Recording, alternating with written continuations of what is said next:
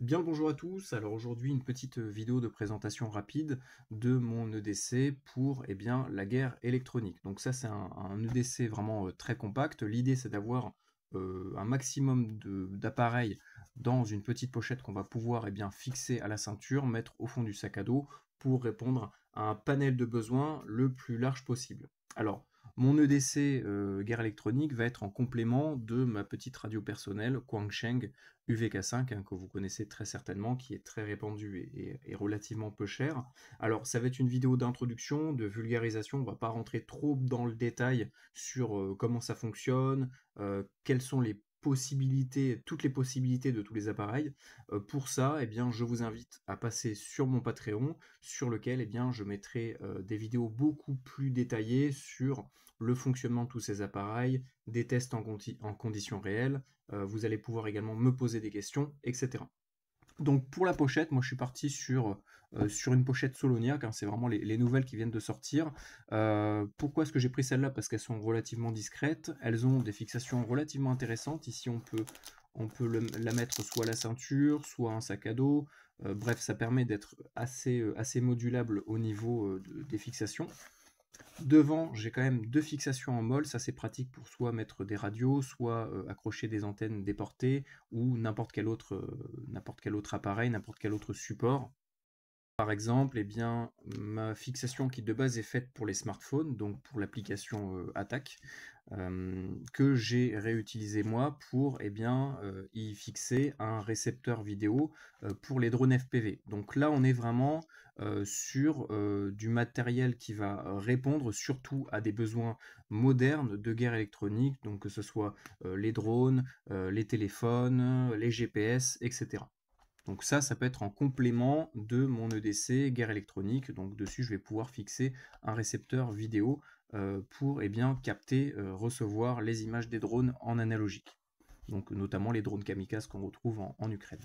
Donc là, on est donc sur une pochette Soloniac. L'avantage, c'est que déjà on est sur des couleurs assez discrètes, entre le noir et le kaki. Donc c'est vraiment pratique pour s'adapter soit à de l'urbain ou de la nature.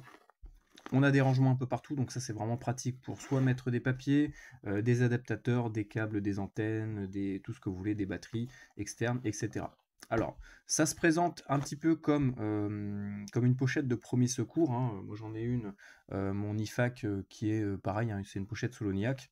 C'est vraiment ultra pratique, ça coûte pas cher, c'est vraiment solide, c'est fait pour aller dans la nature avec. Donc, ouverture, clac, avec deux compartiments qui peuvent s'ouvrir directement comme ça, donc ça permet de directement avoir tous ces appareils à portée de main. Alors ici, on va commencer par ces deux appareils-là. Donc pareil au milieu, donc ça c'est ma pochette antenne. Donc là je vais retrouver différentes antennes pour les brouilleurs, pour radio, etc. Donc ici on retrouve, donc j'ai fait exprès de retourner la batterie pour pas que l'appareil s'allume dans la pochette. Donc ici, on va retrouver un petit Radtel RT890. Donc cet appareil-là me permet à la fois de transmettre, de recevoir des signaux sur une large portion de fréquence, mais je vais surtout m'en servir pour faire de l'analyse de signaux au niveau du spectre radio. Donc ici, en fait, j'ai différents modes d'affichage qui vont et donc me permettre tout simplement d'afficher le spectre radio avec une largeur d'analyse, d'écoute quand même assez large. Là, j'ai quasiment 2 MHz de visibilité, donc c'est vraiment semblable à un récepteur SDR, sauf que là c'est embarqué dans un petit talkie-walkie. Donc c'est surtout pour ça que moi que j'ai pris le Radtel 890 pour justement cette fonction que je vais appeler SDR, même si c'est pas vraiment de la SDR, mais ça va être pour vraiment afficher le spectre radio.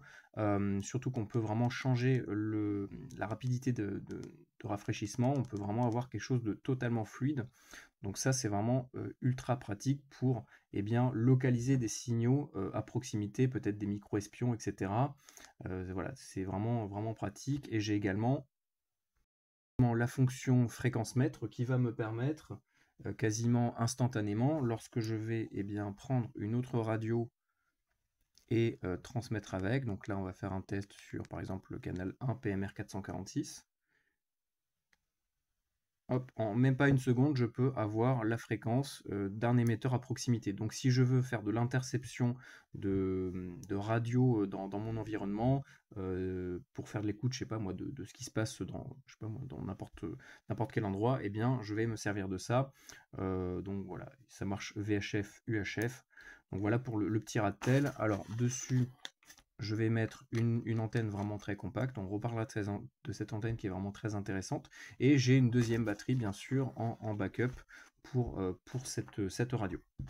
Ensuite, ici, on va retrouver un fréquence mètre. Donc ça, c'est un appareil qui va uniquement nous permettre d'afficher la fréquence d'un émetteur qui va être vraiment dans notre environnement direct, hein. Donc avec celui-là, on va pouvoir capter aussi bien des signaux analogiques, numériques, sur quasiment tout le spectre radio. Si je ne me trompe pas, ça va de presque 100 kHz à plus de 1500. Donc on va pouvoir capter tout ce qui va être émetteur sans fil, talkie-walkie, quasiment n'importe quoi, les téléphones portables. On va pouvoir potentiellement avoir bien, la fréquence de fonctionnement grâce à ce petit appareil qui, pareil, coûte pas très cher, hein. Le Radtel, il vaut à peu près une trentaine d'euros. Ça vaut un petit peu plus cher, mais on est quand même sur du matériel vraiment pas cher. Le fréquence mètre, c'est vraiment l'outil indispensable à avoir pour ne serait-ce que déjà tester, voir si son matériel est bien calibré sur les bonnes fréquences. Ensuite ici, donc on a la batterie supplémentaire, hein, pour le Radtel. C'est la seule radio que je vais avoir dans mon EDC, puisque c'est celle qui, d'après moi, répond à beaucoup de besoins, en plus du Quansheng UVK5, hein, qui vraiment lui est encore plus modulable. Mais pour la recherche de signaux, j'ai trouvé que le Quansheng n'était pas vraiment adapté. Le mieux, c'est quand même un Radtel 890 avec le firmware que je vous ai montré. Donc ici, on a le Flipper 0 que je vous avais déjà présenté, qui est quand même relativement connu aujourd'hui, qui permet par défaut déjà de pouvoir analyser une bonne partie du spectre radio, notamment tout ce qui va être 433, le SRD 860. On va pouvoir copier des beepers, donc beepers de portail de voiture, de tout ce qu'on veut. On va pouvoir faire de l'infrarouge, du NFC, du RFID. On va pouvoir en GPIO mettre beaucoup de modules, donc que ce soit pour faire de l'analyse en Wi-Fi, pour faire un compteur GGR, ce que vous voulez. Vraiment, il y a tout qui existe pour ça. Donc voilà, Flipper 0, c'est vraiment un indispensable. C'est vraiment le couteau suisse moderne du petit bidouilleur, on va dire. Surtout dans la guerre électronique, eh bien, ça peut permettre d'analyser des signaux, de copier des signaux, de les réémettre avec un peu plus de puissance grâce, bien, aux sorties GPIO. Vraiment, on va pouvoir faire ce qu'on veut. C'est vraiment une interface, on va dire, une interface sur laquelle on va pouvoir interconnecter n'importe quel dispositif qui vont bien nous permettre de répondre à une multitude de besoins. Donc voilà, Flipper 0, ça n'est plus à présenter, c'est vraiment devenu un classique. Ensuite, appareil que j'ai retrouvé, que je cherchais depuis un bon petit moment. Alors lui, il n'est pas tout jeune, hein, ça fait plus de 10 ans que je l'ai. Je ne sais pas s'il est toujours en vente d'ailleurs. C'est un petit brouilleur. Donc un brouilleur d'onde radio, donc avec 4 antennes différentes. Hop, les 4 antennes sont juste ici. Donc en SMA, ce qui est bien, c'est qu'on va pouvoir booster le signal avec d'autres antennes. On va pouvoir amplifier, etc. avec différents dispositifs. Donc je rappelle le cadre légal, hein, le brouilleur, on peut en acheter, mais on n'a pas le droit de s'en servir. Tout simplement, c'est pas plus compliqué que ça. Donc ça va brouiller donc tout ce qui va être GSM, donc le réseau téléphonique, 3G, 4G, GPS et la Wi-Fi. Donc avec ça, on brouille quasiment tous les dispositifs modernes, que ce soit drone, téléphone portable, ordinateur, voilà, toutes ces choses-là, en fait, on va pouvoir les brouiller et donc bloquer, empêcher le bon fonctionnement de ces appareils. Voilà, je ne vous rappelle pas à quoi ça sert un brouilleur, hein, je pense que vous savez tous ce que c'est. Donc voilà, pour l'instant, il est plus en fonctionnement, il faut que je remplace la batterie, mais voilà, c'est un appareil quand même relativement intéressant. Moi, je l'avais payé une trentaine d'euros à l'époque, même pas, hein. Et donc, ça peut également permettre de se sortir de certaines situations. On en reparlera sur Patreon. Voilà, donc voilà, c'est tout pour mon petit EDC de guerre électronique, hein. L'idée, c'est vraiment d'avoir l'essentiel, donc pour faire de l'analyse de signaux, pour faire de la retransmission de signaux en les copiant, pour également brouiller des signaux, pour intercepter des communications, de la vidéo, savoir si peut-être un drone est en train de nous foncer dessus.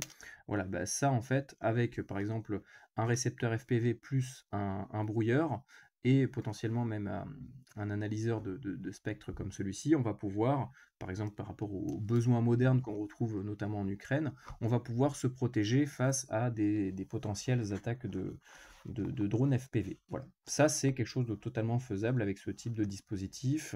Alors, ça reste minimaliste, donc la puissance, bien sûr, va avec, hein, c'est-à-dire qu'avec le brouilleur, on n'a pas une portée immense, mais si on y ajoute d'autres modules, on peut arriver à quelque chose de quand même relativement efficace.